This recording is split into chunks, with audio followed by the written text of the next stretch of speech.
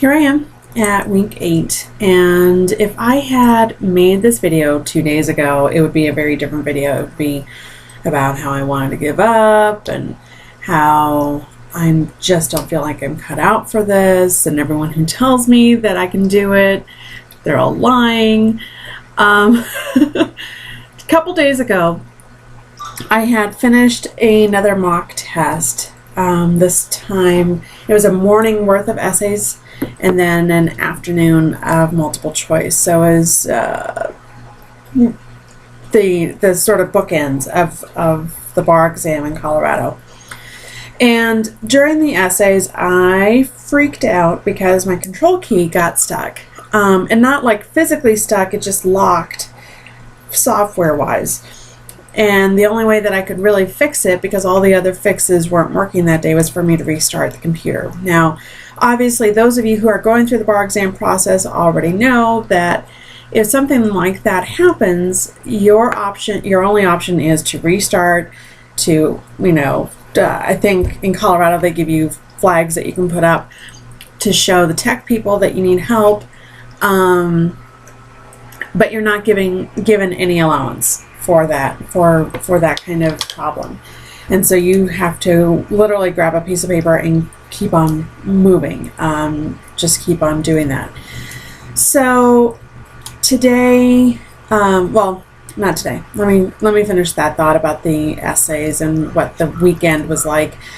I got to the multiple choice and I was feeling pretty confident just because I had gone through a new strategy for how I was going to do multiple choice, which I want to talk about in just a second.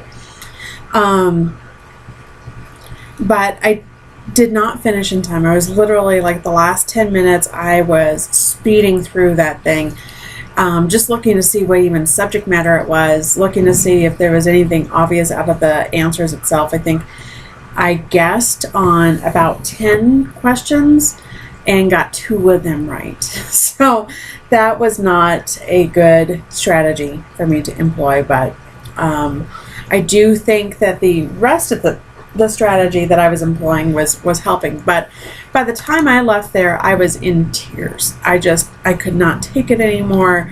I had started grading the multiple choice and felt horrible and awful about it. I didn't finish the essays. And I cried all the way home. And then I cried for another 15-20 minutes once I got home. And my kids were scared of me. And my husband was just sitting there trying to do the best he could for me. I was a mess this weekend. And we had some people over on Sunday. And as much as I really wanted to see my friends, I also knew that I was giving up a full day of studying in order to do that. And so approaching Sunday night, I felt like, this whole thing was pointless, that I wasn't going to make it, I wasn't going to get through it. Something shifted in me between Sunday night and Monday evening. Sometime during the day on Monday, and I think it may have just been all the crying that I had done in the different professors' offices. I visited 3 professors on Thursday, and all of them told me, you're smart enough to do this. There's certainly dumber people than you who have passed the bar exam. And I just kept sobbing and sobbing because I have a terrible insecurity about my intellect. I always have ever since I was a little girl. Even though I always got really good grades and I graduated top of my class in high school. Well, not top, but you know what I mean. And I think there's a lot of us going through the bar exam process who have these hidden insecurities about our intellect and about our abilities.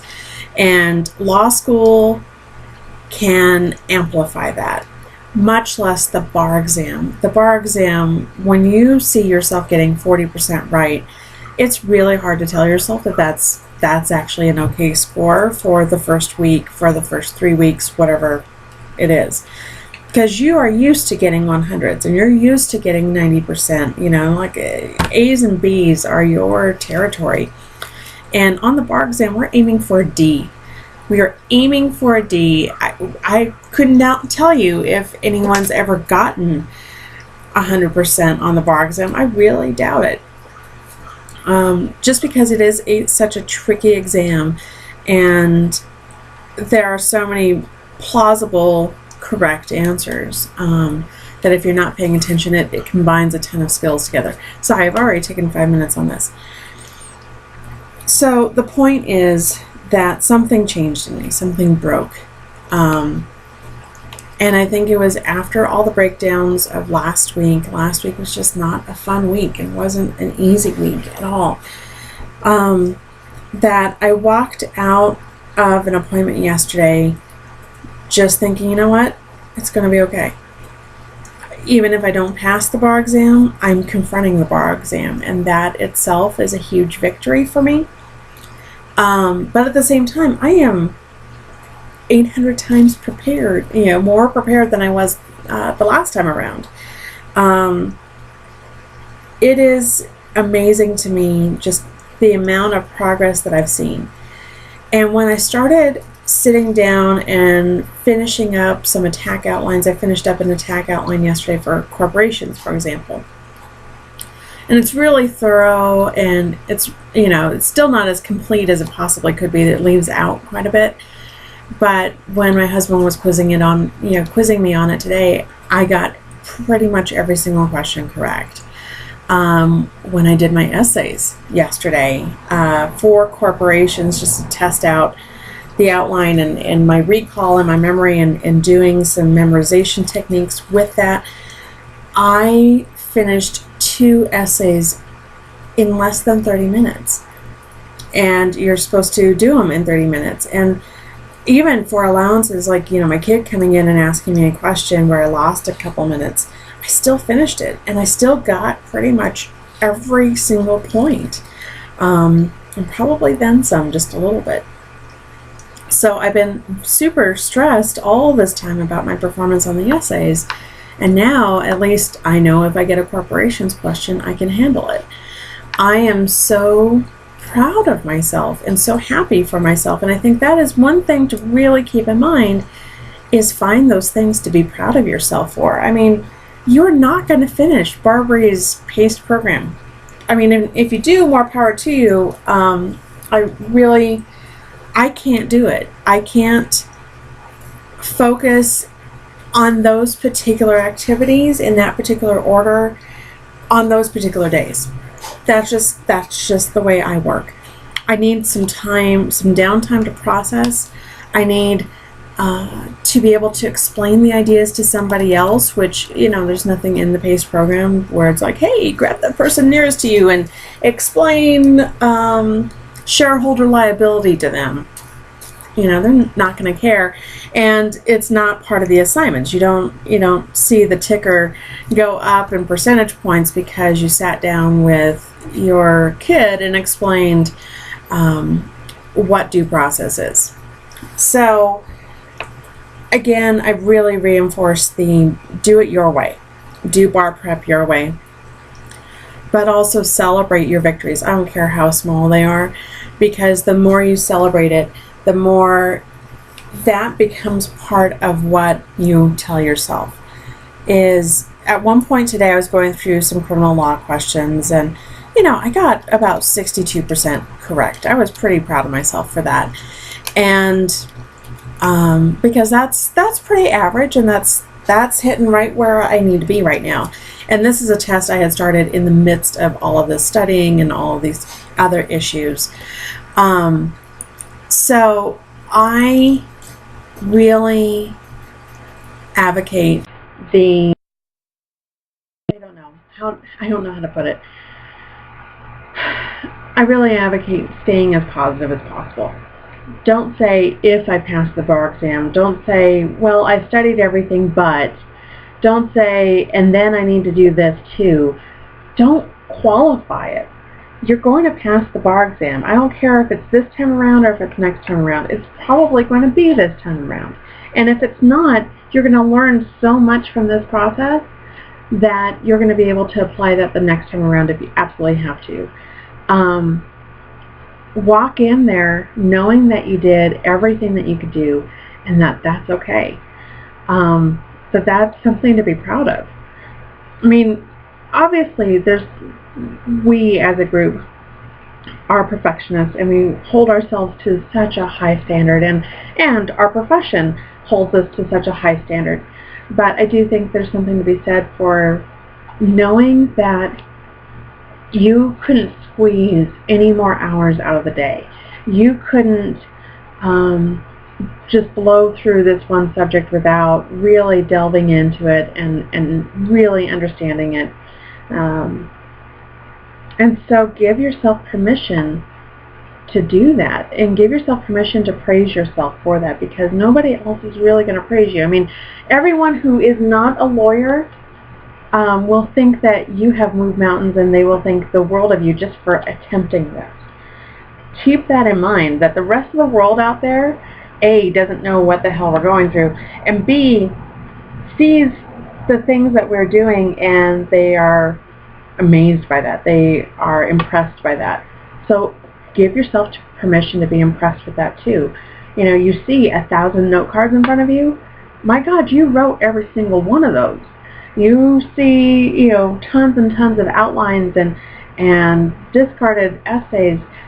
Take a look at the first essay you wrote as an assignment for your commercial program, and take a look at one that you're doing now, and give yourself, you know, permission to be impressed with that. And be honest with yourself, not in a detrimental way, but in such a positive way. And I'm harping on this a lot because that's where I am right now. I saw some massive improvement yesterday. I can't guarantee that improvement is going to last until the end of the week. But you know what? I'm proud of myself and I'm happy. I mentioned that I wanted to share the strategy that I had for multiple choice. One of the things that I've been talking with this professor about on the multiple choice is going slow through the multiple choice problems. I mean, really aiming for accuracy, because the speed will come because we're reinforcing the law. We're reinforcing it over and over and over. And one of the things I've read 1,000 different places is you're going to see your improvement go up tenfold over this week of memorization and drilling and practice. You're going to see significant amount of improvement. In part because, and I realized this last night when I was doing the corporations questions and when I was doing some criminal law questions today, that I'm starting to see the big picture. I'm not so obsessed with the minutia of the elements because they're already there in my head. And what I'm looking at now are the distinctions between that and something else.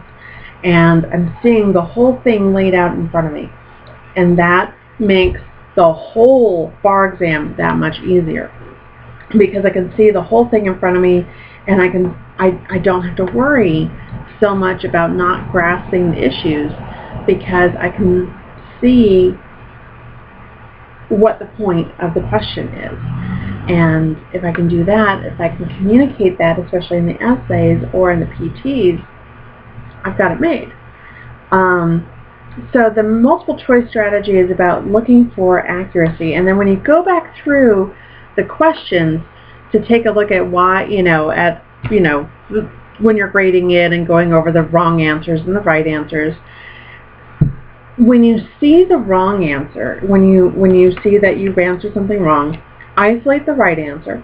So if you answered D and the right answer was A, isolate A and look at the what A is actually saying, and then go back to the question itself and see where in the question the facts support that correct answer. And then one of the other things I've been doing is I write down on I have an example right here, except it's not filled out. But I was going back through my con law questions the other day because I didn't do well on con law, which is weird for me because I do normally really well on con law. So I didn't do so well on con law. So I wrote down, the percentage that I got, and then I started writing down the close calls. The ones where you mark, well, it's either A or it's C. And then you have to decide between the two, and you choose the wrong one of those two, and the one that you rejected is the one that's actually correct. So I write those down, and then I write out reasons why I missed these. And so I leave a space and I say, because I applied the wrong law, or because I didn't know the law, or because I rejected that one because it sounded like a torts answer for a constitutional law question or something stupid like that. Or because I was pressed for time, or because I was panicking, or because I saw that the person next to me had put down A, which, please don't do that actually on the bar exam. But then I write down those reasons, and I start tallying up of all the ones I got wrong, which on that test I had gotten, I think, 7 wrong. How many were because I didn't apply the correct law, or I misapplied the law, or because I didn't know the law? And then I break that apart from the other categories. The other categories, being, I was pressed for time or whatever. Those are all things that are in your control. I mean, the not knowing the law at this point, if you don't know the law, obviously that's where you need to focus your energy and your time. But for the most part, those of us who have been working through this process, we know what we're talking about. We know something about what we're talking about. So there's very few instances, and what I'm finding is, say, out of those 7, maybe 3 of them or 2 of them are because I misapplied the law or I didn't know the right law. The rest are all these other factors that I can control for. I can control for the time. Even though you think you can't, I can control for my panic. I can control, when I eliminate something without even reading it and without even looking at the question itself to see if the facts support that answer. I mean, if the facts don't support that answer, then yes, please get rid of it. But if it's possible, then keep it on the drawing board for a couple more seconds, another minute, while you work through the rest of the questions, and then see whether it's really the right answer. Those things are things that you can control. Those are all doable. And so if, say, out of 20 questions, if I had gotten 20 questions wrong in this one set, maybe 6 of them were because I didn't know the law, I had an issue with applying the law. The other 14 are because of these other things that are me. Those are me-based. Those are the ones where I have an error in judgment, or I start to panic, or I start letting the test own me instead of me owning the test. So that gives me a lot of hope. And so then I look at, as I go through those and I tally those up, and then I look at the close calls, the ones where I did identify that could have been the right answer, then that's the number of points that if I can learn from that mistake, I will do so much better the next time around. And I can get, instead of getting only 9 correct,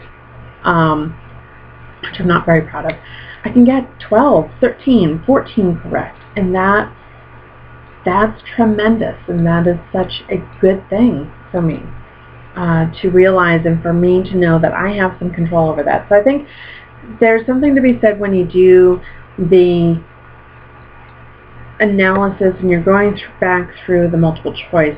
Really, writing out the reason why you didn't get it, and not the minute sort of, well, I didn't know the difference between this and this. Well, okay, that's maybe not knowing the law, or that's not knowing that distinction, but be general about it, because then you know where to focus your time a little bit better.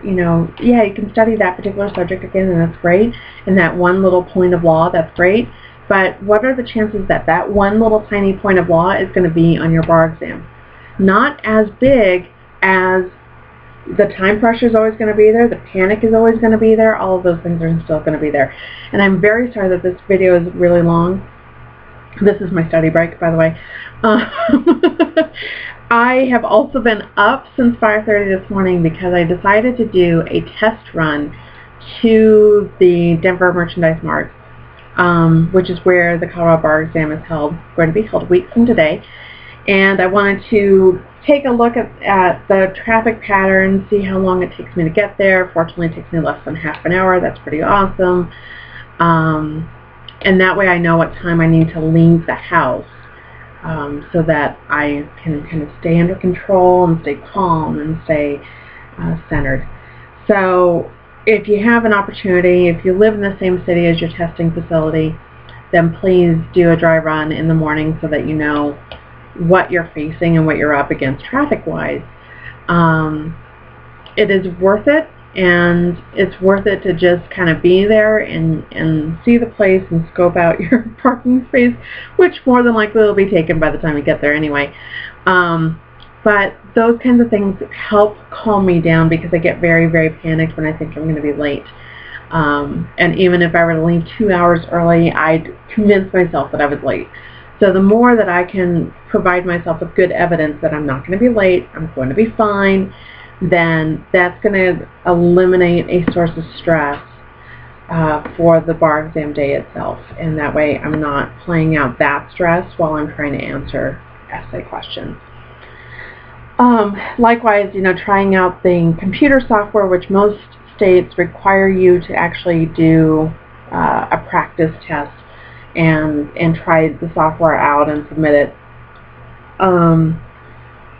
Anything that you can do to prepare yourself to feel like you have control over this process. The bar exam for me, and I say this as a veteran,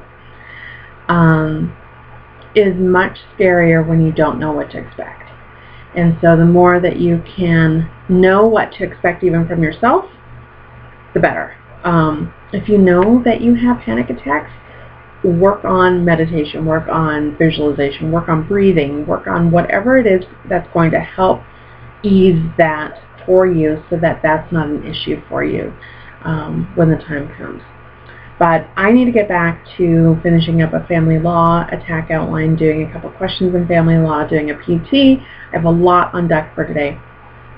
And doing that test run this morning actually just sort of killed my motivation for a couple hours, and I had to take a few hours just to recenter and calm myself down again. I wasn't panicked, it was just, I'm just tired. And I think all of us are just really weary at this point. We've been doing this for 8, 10, 15 weeks for some people. Some people take 6 months off to do this. So we're tired and we're exhausted. And, this is that time where we have to find that reserve inside and really, really push through. So support your friend, your family member, your spouse, your loved one, your fellow law student who is going through this process, because it is not easy. It's not easy on the system. But they will be so grateful for your understanding and for your help.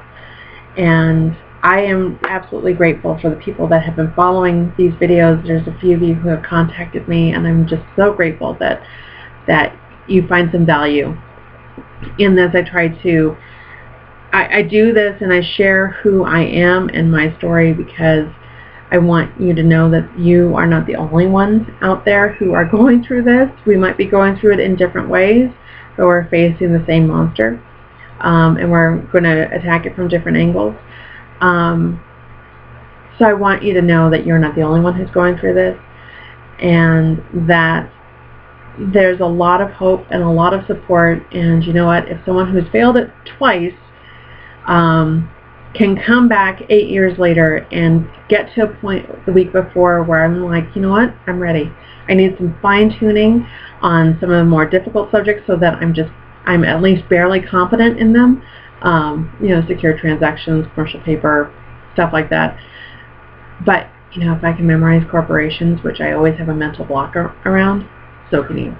And it's totally doable, and I honestly don't care if I pass. I know I'm going to pass. And if it's in October, that's great. If it's, next year, that's great. I'm ready. And I could not say that before. So be proud of yourselves and pat yourselves on the back, because you've done a tremendous amount of work. We've all done a tremendous amount of work, and we deserve to pass.